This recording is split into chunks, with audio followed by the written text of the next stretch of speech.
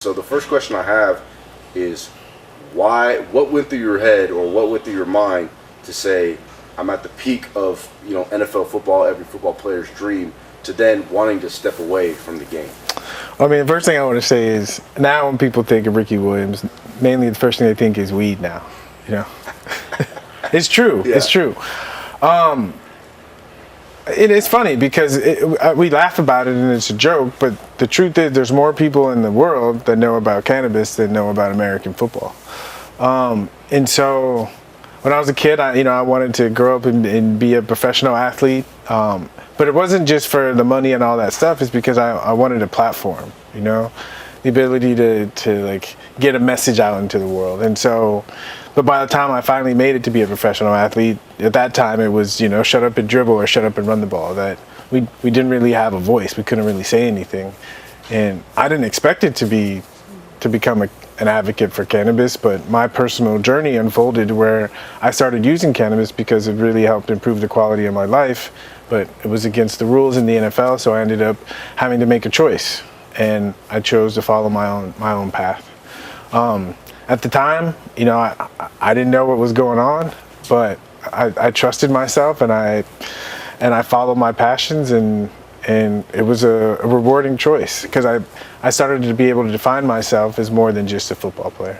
And I think a lot of people, like we were talking about before we started recording, they kind of get lost in that of football is their identity, and who they are. And you were able to kind of make that choice, like you said, and you wanted to step away. I mean, was there a moment in, maybe in practice or in a game or whatever, where you're like, no, this isn't for me? Yeah, it was a moment, there was a lot of moments. Sometimes you get an intuition, but you don't really trust it, you don't listen to it, and then it gets louder, you don't trust it, and then it gets really loud to where you can't ignore it anymore. It was kind of like that. But like the first moment was I was in the locker room and I just was sitting there looking around and thinking about my life. And I was thinking about what I said earlier of, when I was a kid and I wanted to be famous, it was to have a platform, to have something to say. And I kind of reflected and I realized that all I was doing really was being a distraction for people for a couple hours on Sundays. And something, even thinking about my job that way, and something about what I was doing just didn't sit right. And I kind of had this like longing for, I need to find something more meaningful in my life. Mm-hmm. And so then you made that transition, and like you said, kind of more of a marijuana transition.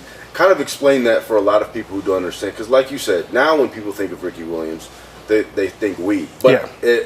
And I would assume it's a lot deeper than that, and the benefits, what you're doing. Kind of give everybody a background of what it is now. Well, the story's changed, but back in 2004, people weren't talking about cannabis the way they talk about it now, so it was just weed. But now we talk about medicinal marijuana.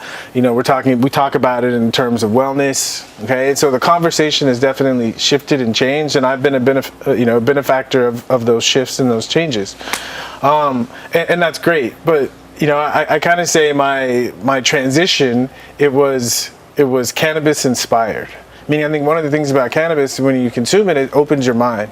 And I think because I had made a decision at such a young age to be a football player, to be an athlete, that there are so many other parts of myself that I ignored that didn't develop. And so I was a really good football player, but there are other parts of my life where I was lacking, and they started to affect my life. And one of the things when I started consuming cannabis, I started to pay more attention to those other parts of myself and to nurture them. And I became a fuller, more holistic person in the process. Mm-hmm. Kind of break it down into like, no, this really can help people in different ways. Yeah. So the simplest way to talk about it for me, it's a mental health conversation, okay? Because earlier in my career, I came out as struggling with social anxiety disorder, okay? I'd come to work, I walk into the building, and I didn't want to be there. I wanted to put a towel over my head and disappear, right? I was so uncomfortable, okay? And I thought there was something wrong with me because, look, I have the best job in the world. I should be happy, but I was miserable, and it didn't make sense to me, right? Then I started smoking, and I started to get in touch more with myself and realized that I had other interests, and there were, that playing football was great, but there are other things that I was more interested in. And when I started to pay more attention to those other things, I was happier. I was happier. And so I think so much of our lives we're trying to figure out like how we have to adjust ourselves and adapt ourselves to the circumstances that we forget to take care of ourselves. And I think with cannabis it increases our subjectivity, our ability to be aware of what's going on. And I think that's part of when people smoke and they get paranoid. Okay? It's not that the cannabis made you paranoid, you're just becoming more aware of like your thought processes. And the only way you can do something about your thought processes is to become aware of them.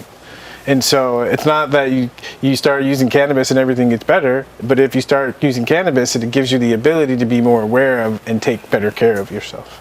And so tell us now about this Heisman, right? Kind of break it down. What is it for a lot of people that don't know? So if to sum it up, Heisman is a cannabis lifestyle brand. It's a cannabis lifestyle brand, and it's about a lifestyle. And because it's my brand, I'm really taking the lead on my lifestyle. Of how I use cannabis, what I use it for, and how I think about it and how I talk about it. Especially the past couple years about athletes and their mental health. Athletes and their mental health. And for me, I think cannabis is a wonderful tool to help people address, pay attention, and do something about their mental health.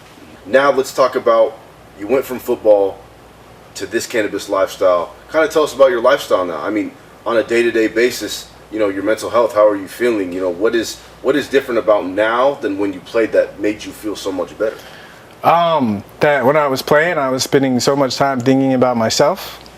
And now I've spent very little time thinking about myself. I think more of what I can do to help other people. And I think, not to get too out there, but I think that's one of the side effects of cannabis is that you start to see a bigger picture and you start to realize that there's more important things than just worrying about yourself. And I think that's also a clue to mental health. If you're always worried about yourself, you're going to be crazy, right? But if you're thinking about other people, then it gives you that perspective, and it makes it easy to be grateful. Mm-hmm. And so, big picture, and then long term as well. What do you want this Heisman lifestyle to kind of really impact people? It's a lot. I mean, for me, my whole thing as a human being, I find one of the things I'm really good at is giving people different perspectives and changing the way people think. And so one of the things that I found in my own personal life of changing the way I think is giving myself permission that it's okay to feel good. If you think back in your life of most of the things that you've created or came up with or you've done, usually the motivation came from feeling good. And I think a lot of times people feel like they're not allowed to feel good. And that's what I'm trying to change.